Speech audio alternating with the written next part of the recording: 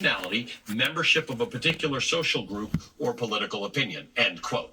The treaty also obligated countries to grant refugees, quote, access to the courts, to primary education, to work, and the provision for documentation, including a refugee travel document in passport form, end quote, as well as protection from being expelled to places where they, quote, fear threats to their life or freedom. Originally limited to Europe, a 1967 protocol expanded those protections worldwide. Today, 149 nations have signed on, making it international law and the basis for the United Nations HCR's work. And for 75 years, those protections have largely held, until recently. Here in the United States, the Trump administration has acted to suspend asylum applications and deported asylum seekers to countries that have their own humanitarian crises or threats. The U.S. has also frozen $4.9 billion in foreign aid, much of which was earmarked to help refugees in war zones. The truth is, most people fleeing violence in the world today are internally displaced. In other words, they don't have the option to even leave their home countries for safety. The International Rescue Committee's emergency watch list counts Sudan and Gaza as two of the most pressing crises for refugees in the world today. More than 11 million people in Sudan and nearly 2 million people in Gaza remain internally displaced because of war, with no real safe refuge from the fighting. IRC President David Miliband says the civil war in Sudan has created the world's largest hunger, humanitarian, and displacement crisis, calling it, quote, a catastrophe of staggering proportions that should jolt the conscience of the international community. Instead, this crisis is one of the most underfunded worldwide and has been met by diplomatic stasis, end quote.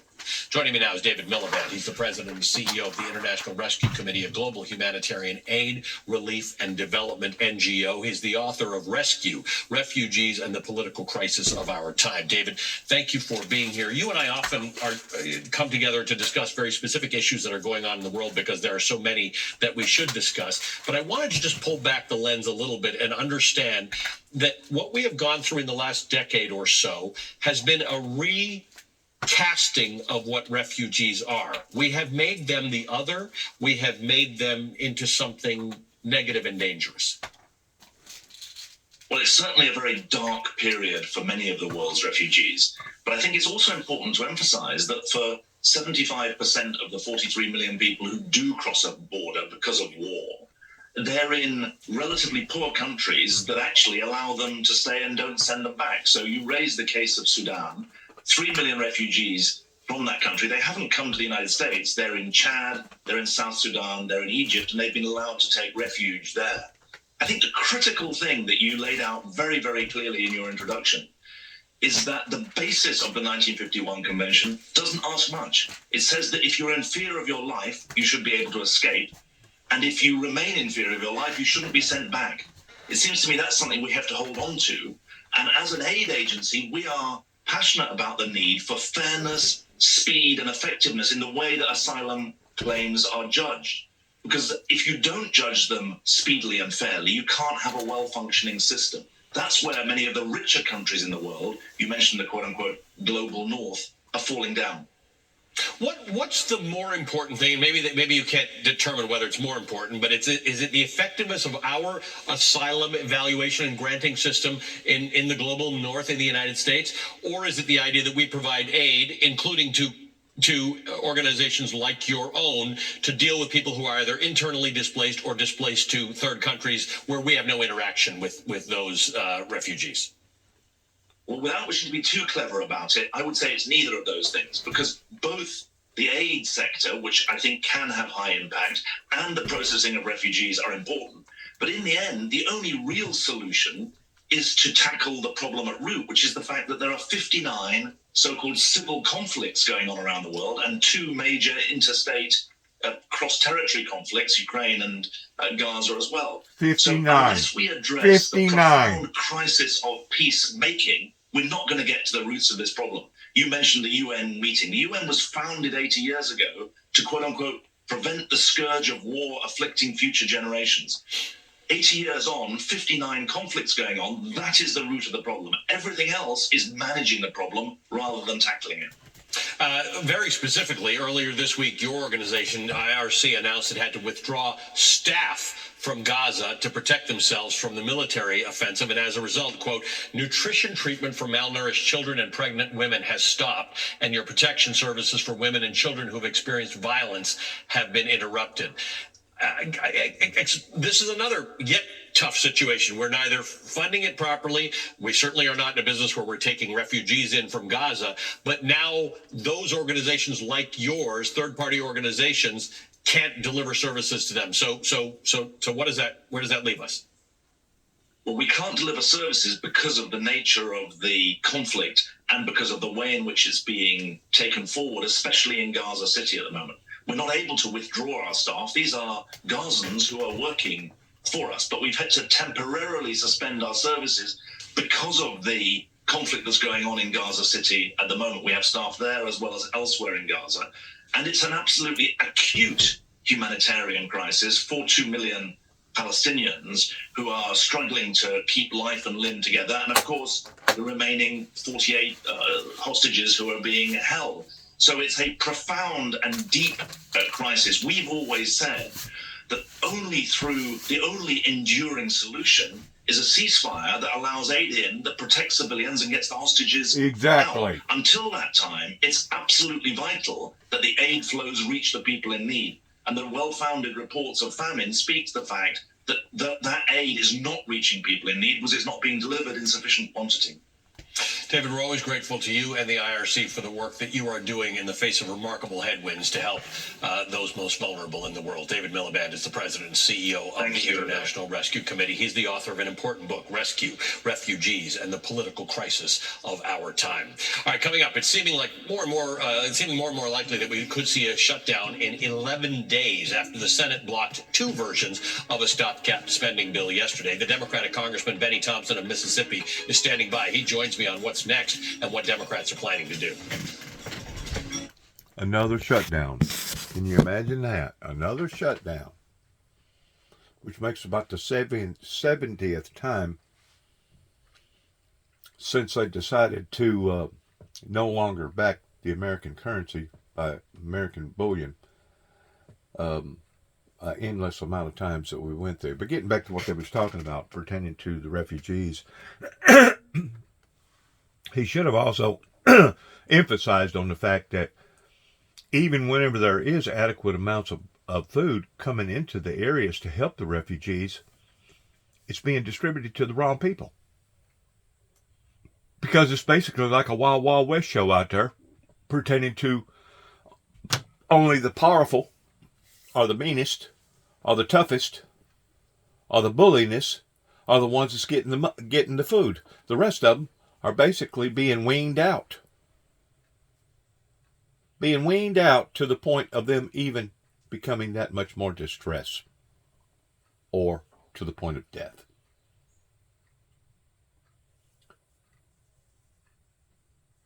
Whenever he talked about 59 different disturbances going on all over the country, or all over the planet, I'm pretty sure that's probably a very conservative number pertaining to the things that we actually know about.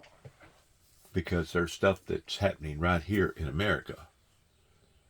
And sometimes it can only be maybe a neighborhood away or a community away that we really didn't know nothing about until later on we found out, oh wow, she really did pass away that way? Oh wow, that really did happen? You know, so whenever they get to talking about 59 skirmishes going on all over the planet, I'm pretty sure it's probably more than that. But whenever it comes to the refugees, what's going on is senseless. Whenever it comes to, and I'm going to go ahead and say this, freedom of speech. That was the very thing that various people right here in Weakley County and Obion County wanted to suppress me of towards not being able to get my message out to the people. And the primary people that was going up against that message was the Christian people. Of all people, those that claimed that they had a born-again relationship with the Lord Jesus Christ, But yet, no, they wanted to stifle me. They wanted to suppress me. They wanted to keep me under wraps, even to the degree of threatening me and telling me that I was not welcome in their organization or their church or their facility, or they would even make things even worse towards saying, well, we're gonna demand for you to seek employment elsewhere, making it that much more tougher for me to be able to preach the message that I felt so desperately that God had given me to preach. Now, here lately, and you've heard me make remarks about this before, about AI and about what's going on in today's society pertaining to me being able to make as many videos as what I make and put them out to the general public in relationship to being vindicated. The word vindicate actually goes in different meanings in different ways, but the main concept that I see being able to be vindicated is a person being able to at least speak out and say the things that they feel like is on their heart to say. Now, granted, whenever it comes to freedom of speech, whenever you cross the line to the degree that now you're bringing harm and hurt and unsafe conditions into people's lives purposely, like pulling down a fire alarm and there is no fire, or someone in the middle of a theater crying fire, fire, fire, and there is no fire, and you create a panic, and the next thing you know, people start stomping on one another and get a bunch of people hurt. You've crossed that line, I believe. You've crossed that line whenever it comes to freedom of speech.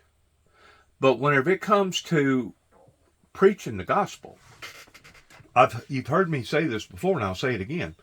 I was prejudged by the people in Northwest Tennessee. Not so much of who I am, but what I was teaching and preaching pertaining to a great deal of the aspects coming out of the book of Revelations and the latter part of Daniel. Even though I always preached a message of grace, always preached a message of love, always preached a message of forgiveness, I always preached a message of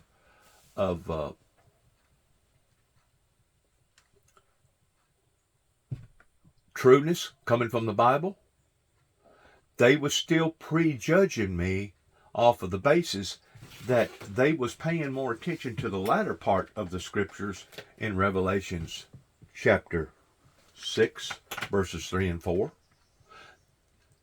than there was the first part of the scriptures pertaining to peace, it being an oxymoron.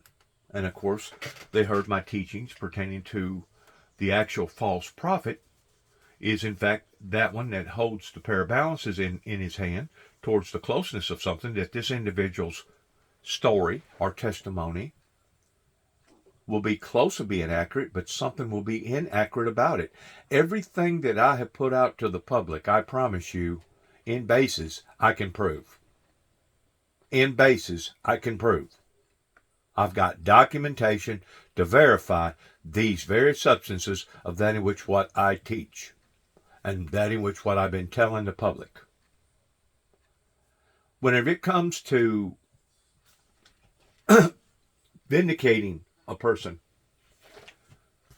that is the whole primary purpose of living in a democracy, of being able to express your feelings and being able to express that in which what has occurred. Because if we didn't have people that could vindicate themselves by speaking out, we would just continuously make the same mistakes again and again and again, and there would be no growth and there would be no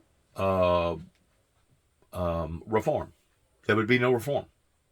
We would just continue to be doing the same old, same old. In other words, if the people that was violated during the Civil War era pertaining to slavery, if they didn't speak out, or their loved ones speak out in favor of them, we would still be having slavery today. But because those that was gutsy enough to speak out to say, you know what, that was wrong. Now, you can try to conform it any way that you want to, pretending to coloring it up and saying, well, not all slave masters was bad to their slaves. And that may be possibly right, but looking at the whole, the big picture, enslaving somebody is in similar towards basically enslaving a herd of cattle, or enslaving a herd of horses, or enslaving a herd of whatever. Now, granted, there are horses that still to this day, I guess, roam wild, but by and large, we have learned to harness that wildness in conforming animals and domesticating them. That way, we won't have to worry about their aggressiveness in becoming violent and possibly eating one of us alive. Now, to this day, there's still certain animals out there that we still haven't tamed regarding domesticating the lions, domesticating the bears, domesticating the sharks, domesticating other entities out there that are still just as lethal and is still just as deadly today as what they ever have been. But we have learned, because these are unharnessable items, to respect them and steer clear from them. Now, did it give me any self-pleasure or any type of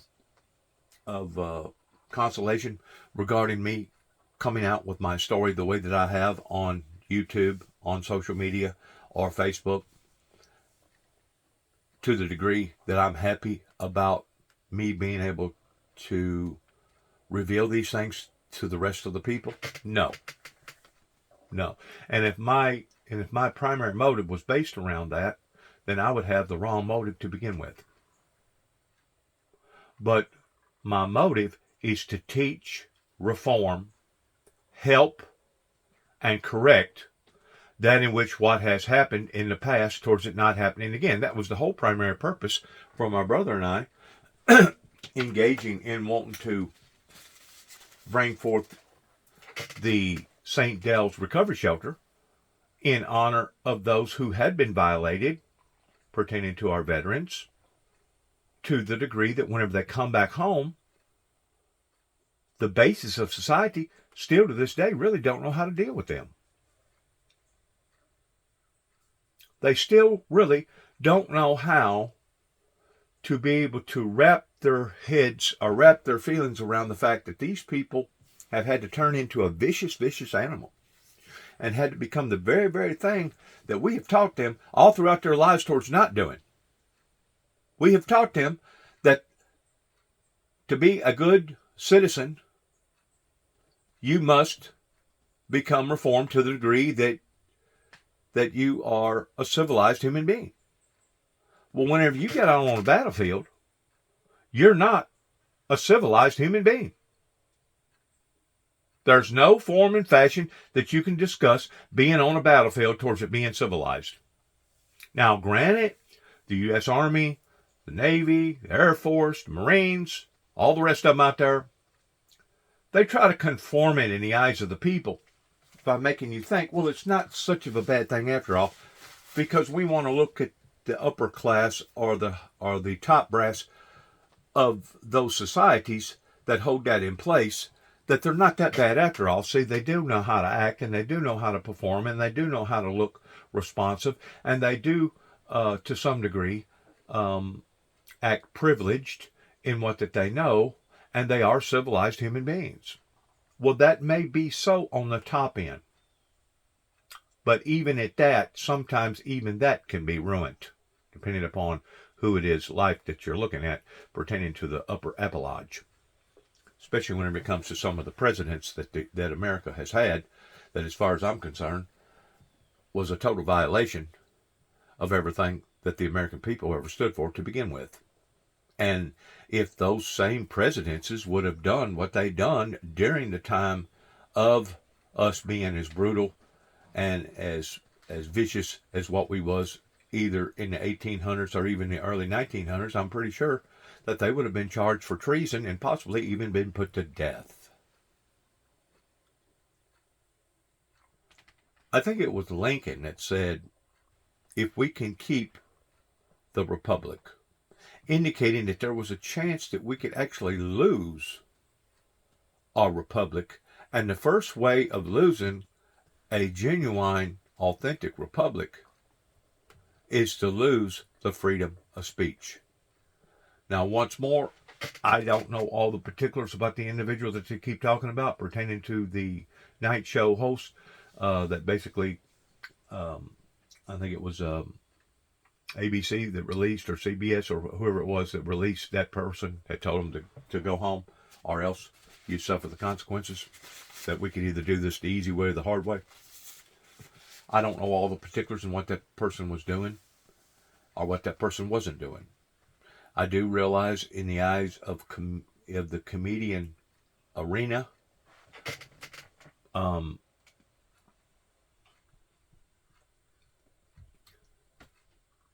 they say things that, as far as I'm concerned, is inappropriate whenever they get to talking about some of the nastiest stuff coming out of some of them's mouth.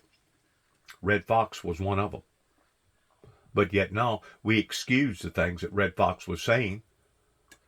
Who else was it? Richard Pryor.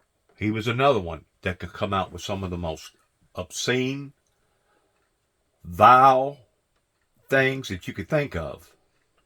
That society basically looked over those things and said, well, this is just the way that he is, or this is just how he promotes his show. Well, to some degree, yes. But to another degree, whenever you become offensive, either to your country or you become offensive, let's say that a person started bashing people that was deformed, or people that had bad mental illnesses, regardless whether it was children or adults. We know that that's not the proper thing to do. We know that that would be showing insensitiveness regarding being a humanitarianist. So by and large, most people keep their tongues tied whenever it comes to making fun of people like that. But even at that, whenever I was growing up into this neighborhood and into this area, there were certain people that did make fun of people like Danny D, which now is dead, that most people know around in this area, or other people that had known mental or physical challenges. Now, we like to picture ourselves as a community as, oh, no, that never did happen. That never did occur. Well, once more, you're trying to, first of all, lie about something because it did. And secondly, you're wanting to suppress people such as myself that want to speak out by saying that at one time I know that it did occur. That would be like suppressing everybody that said that slavery wasn't real and we're not supposed to never discuss it or talk about it pertaining to the harshness of it.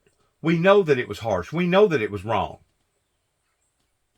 And because of it, it brings solitude in a lot of people's eyes and a lot of people's hearts to be able to vindicatively speak about these things, even though it may be, you may be speaking in silence, per se, and nobody actually grasping or hearing what you got to say, but it still does something to the human heart. It still does something to the human mind to be able to reveal these things that are truthful. I think it's somewhere in the Bible where it says that confession is good for the soul. Confession, honesty, is good for the soul. Let's listen to a little bit more of this, please. Well, it's fixing to go off. Anyways, my son recently has passed, being engaged in a bad automobile accident, which I know that a great deal of people can relate to. He drawed closer to me in the last part of our relationship more so than the middle part of our relationship. Now, the first part of our relationship, we was just like two peas in a pod. You couldn't have asked for a son and a father to be any closer together during the time that we was together. And it wasn't until after my third and fourth wife decided to walk out of my life is whenever basically my son put up a brick wall.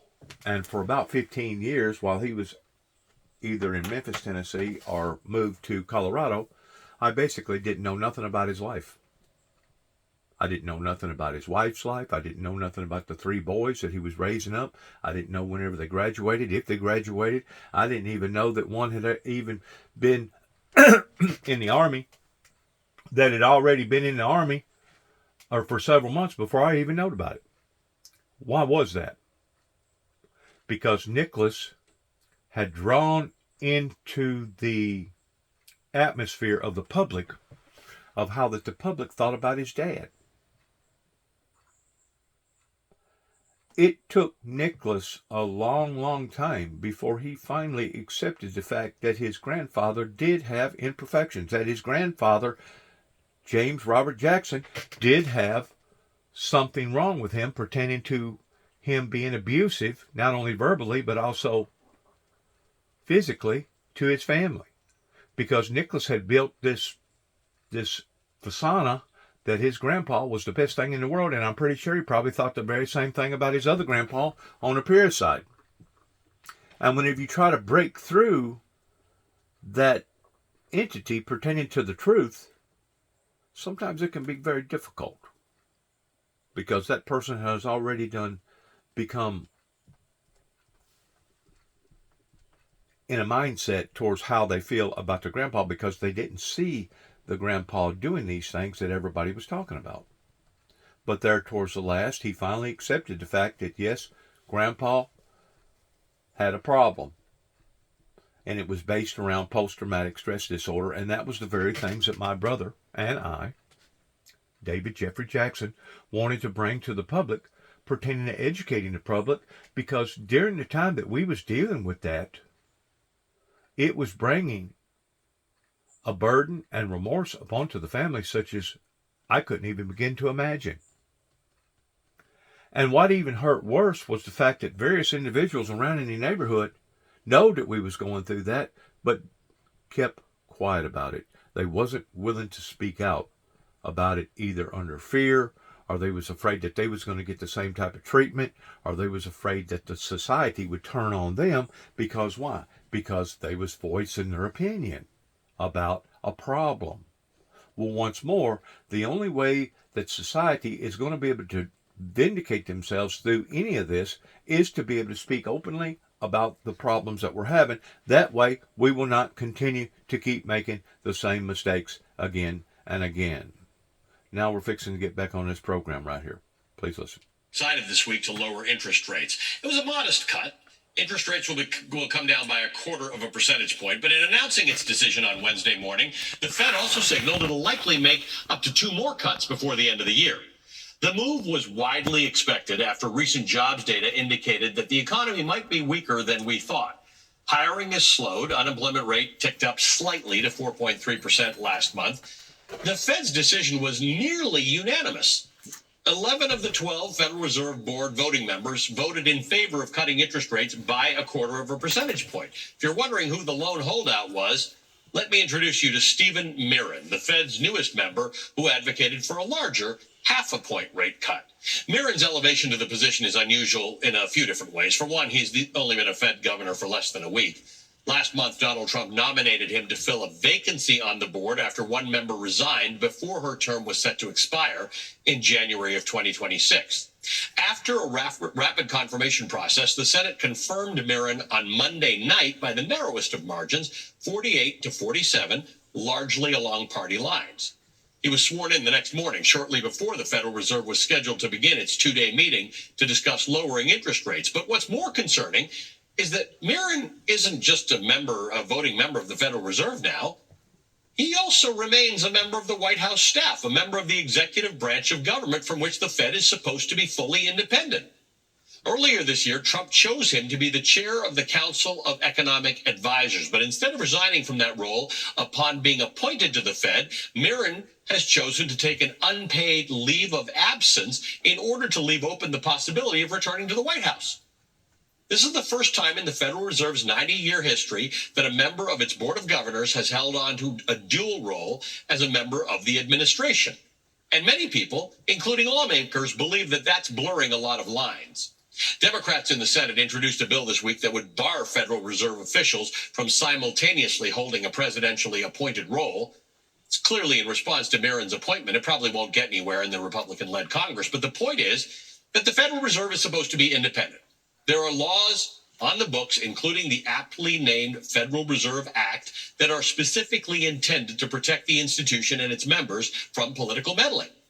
Despite that, Trump has spent months attacking Federal Reserve Chair Jerome Powell as part of a pressure campaign to force the Fed to make steeper interest rate cuts and to make them much faster than most of its members seem inclined to do. Trump nominated Powell for the job of Fed chair during his first term, but the president is itching to replace him when his term expires next year, earlier if Trump could. Mirren's lone voice for a half-a-point cut this week is in line with what Trump wants to see. The president now has an inside man on the Federal Reserve Board who could try to influence the outcome of these important economic decisions that should be based on data. They should not be political. It clearly wants to have an even greater influence over the institution. He's already attempted to fire the Fed governor, Lisa Cook, who has since filed a lawsuit against the administration over her dismissal. Lower courts have ruled in favor of Cook so far, which has allowed her to remain on the board for now. She was part of that vote on Wednesday. But the White House has already asked the Supreme Court to review that case. Yesterday, Chief Justice John Roberts asked Lisa Cook to respond to the government's appeal by next Thursday, suggesting that the Fed won't take any action before then, but they might.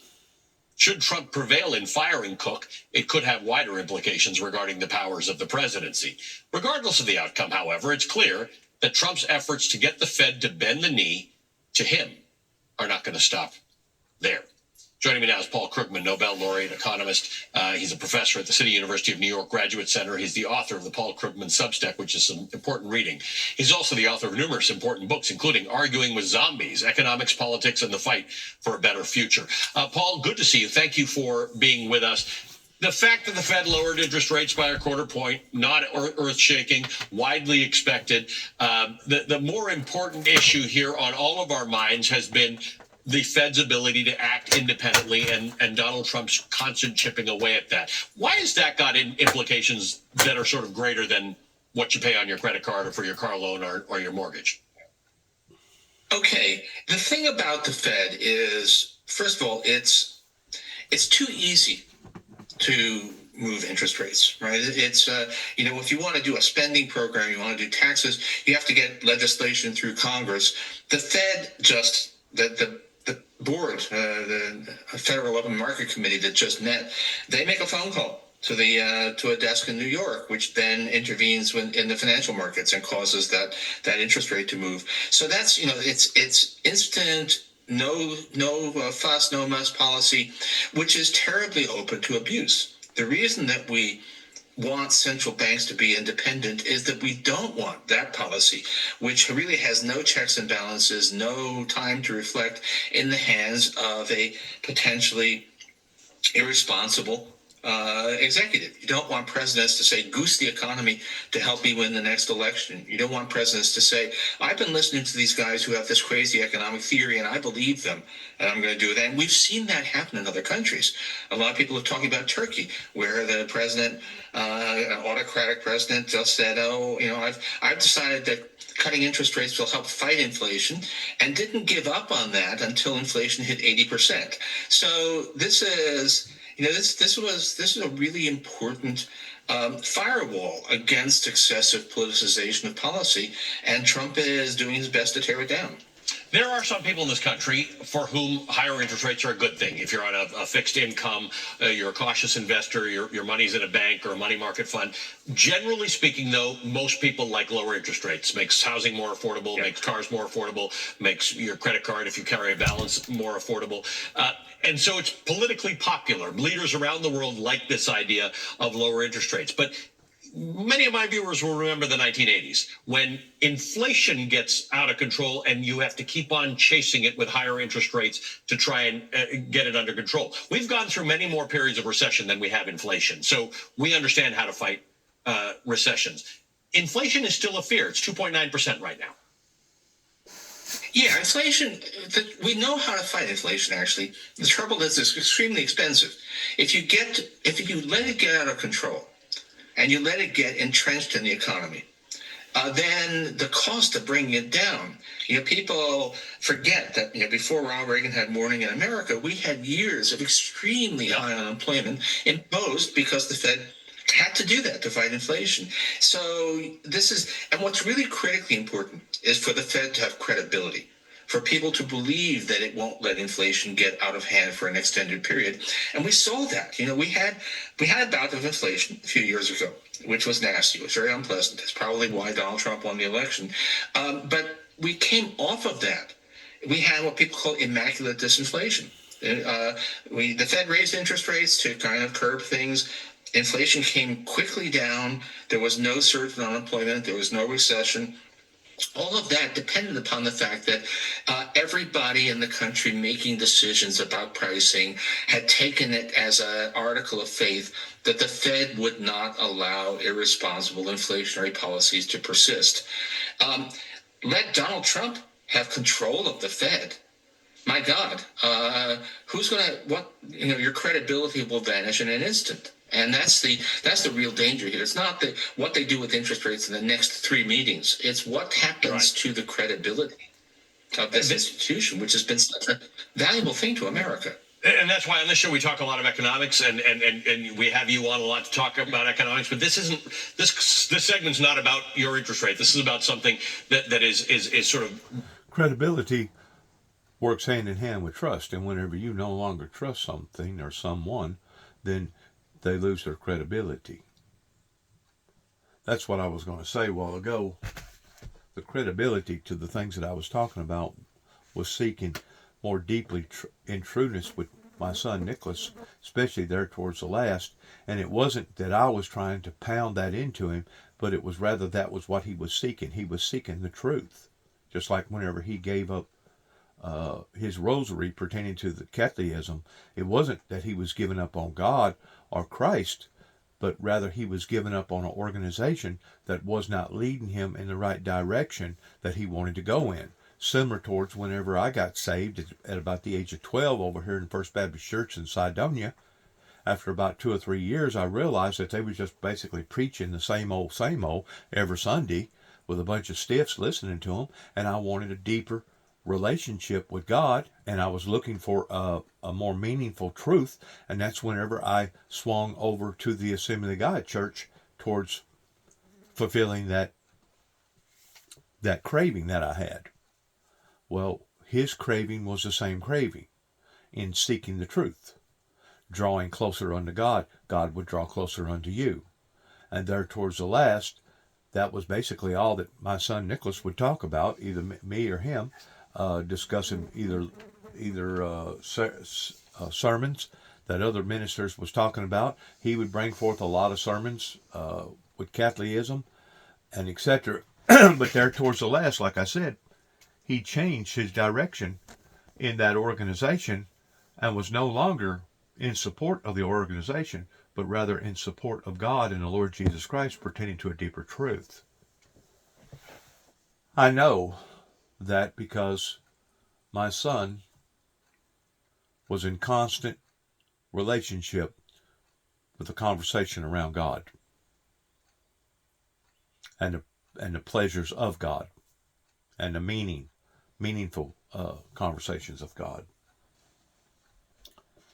The things that have went on here in the United States hasn't just been solely pinpointed upon to one particular region or one particular community or one particular area, but this has gone on all over America towards cover-ups and hide-ins and misinterpretations of not just the Bible, but words in general.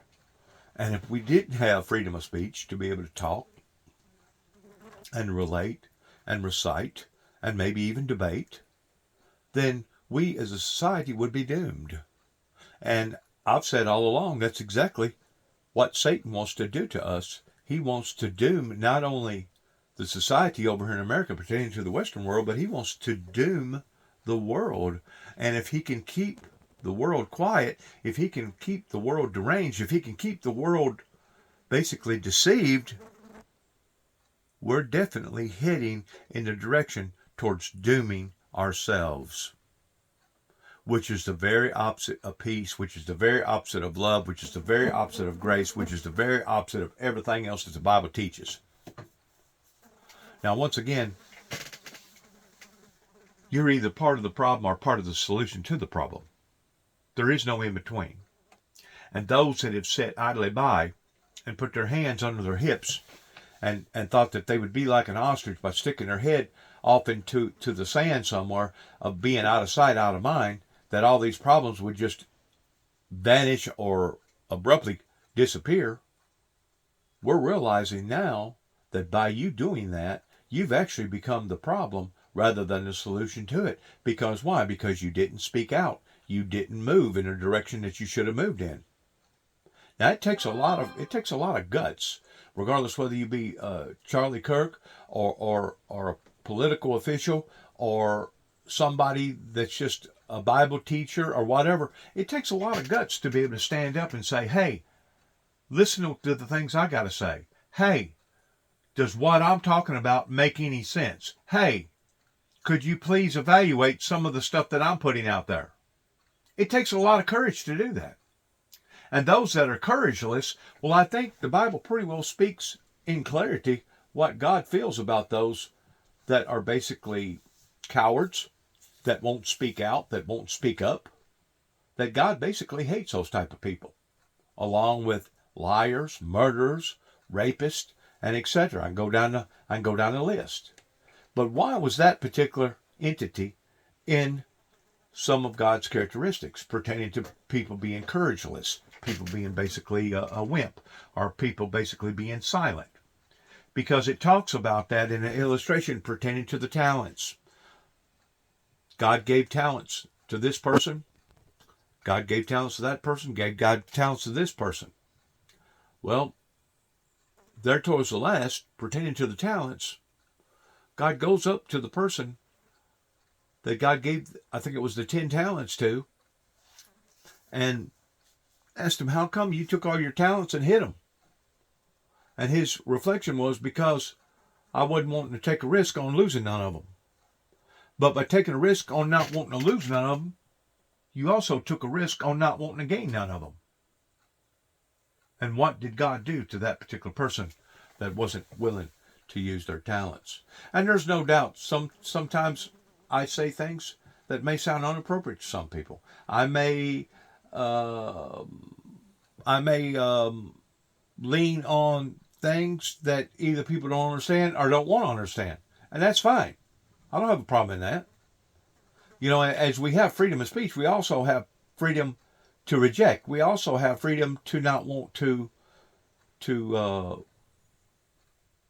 inhear what that person is saying. Well, look what it has got in society in the past 30 plus years towards them rejecting one of God's messengers. Not only had they rejected the messenger, but they was attacking the messenger, which what does the Bible say about offending one of God's little ones? It says that it would have been better if a millstone was tied around your neck and you cast off into the ocean than for you to offend one of God's little ones. And that's where we're at right now, and that's the reason why we're seeing the pain and the anguish fall upon the society the way that it has, not just here in America, but throughout the world. You want to continue to keep driving the Christian society away and being anti-Semitism, well, that's fine, but look at the consequences that goes along with it. Let's go back to the TV right here, please. From Venezuela to the United States. It's sparking fears, by the way, of a wider military confrontation with Venezuela. Last night, President Trump wrote on social media, quote, "On my orders, the Secretary of War ordered a lethal kinetic strike on a vessel affiliated with a designated terrorist organization conducting narco trafficking.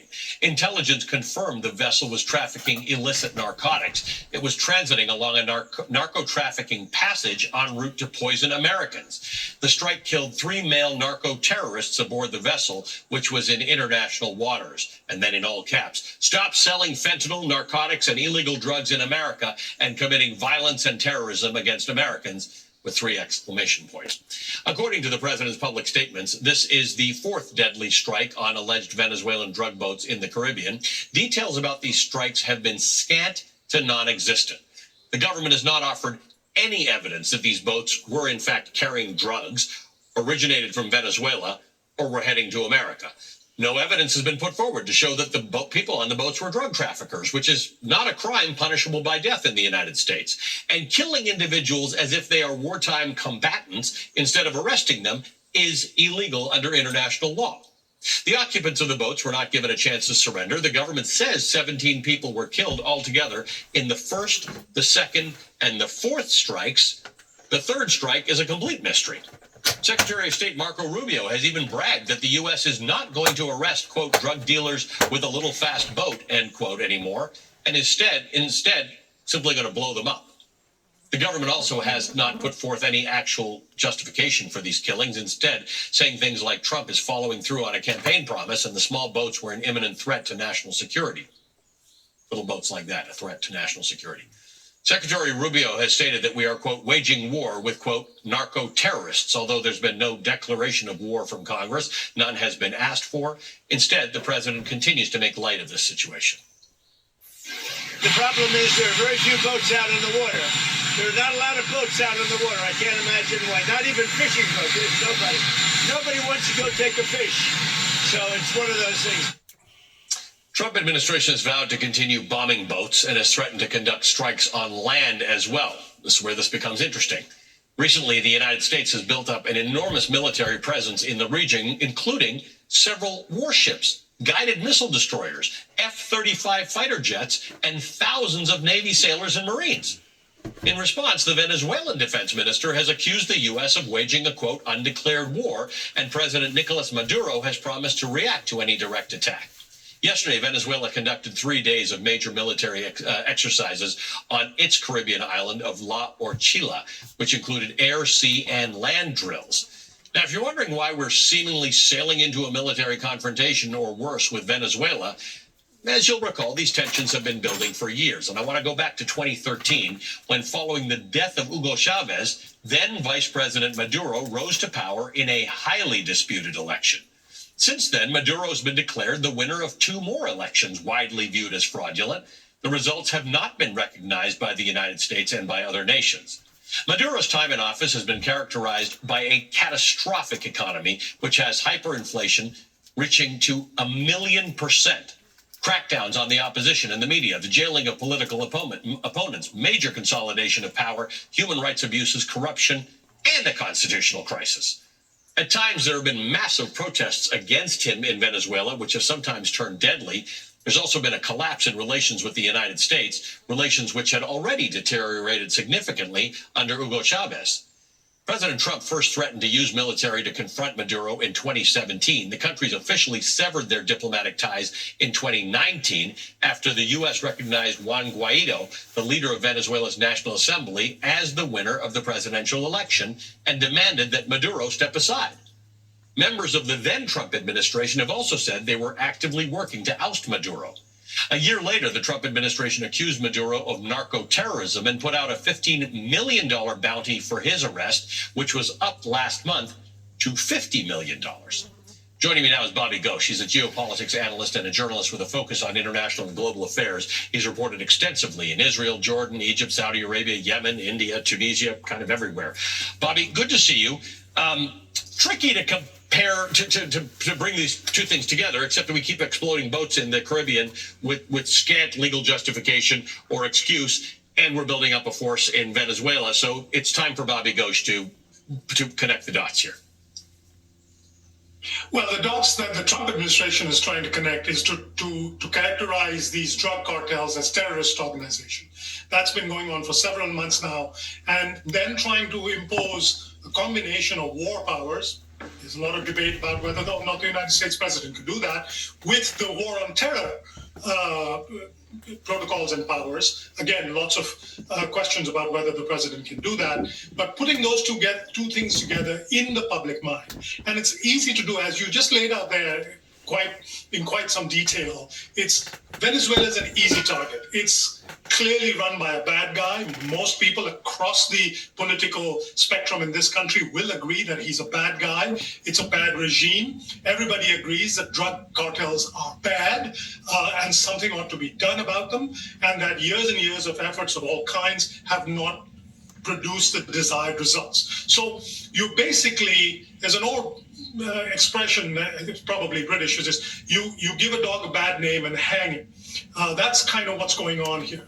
You're taking Maduro, you're taking Venezuela, you're putting them together with drugs and drug cartels and saying the president is doing something finally that needed to be done a very long time. Now, completely ignored in all of this is questions about international law, is questions about justice, is questions about propriety, it's questions about what can of worms you're opening now and where might the worms turn up next. Remember, this is a regime, this is an administration that uses the word terrorist and terrorism very loosely and throws it around all manner of circumstances. Even in the past couple of weeks, this categorization of the entire Democratic Party as an extremist organization, to categorize left-leaning groups as being terrorist groups, to declare Antifa, which is a kind of fuzzy notion, as a terrorist organization. So when you use the word terrorist like that all the time, and you demonstrate what it is you're prepared to do to people that you call terrorists, that's setting off all kinds of alarm bells, internationally and domestically. Except this isn't the Bay of Pigs. Right? This is all of the things you said are right. Everybody across the political spectrum can agree that Maduro is a bad guy. Venezuela is a country with a lot of problems. I think 0% of Americans are interested in a military engagement or confrontation with Venezuela.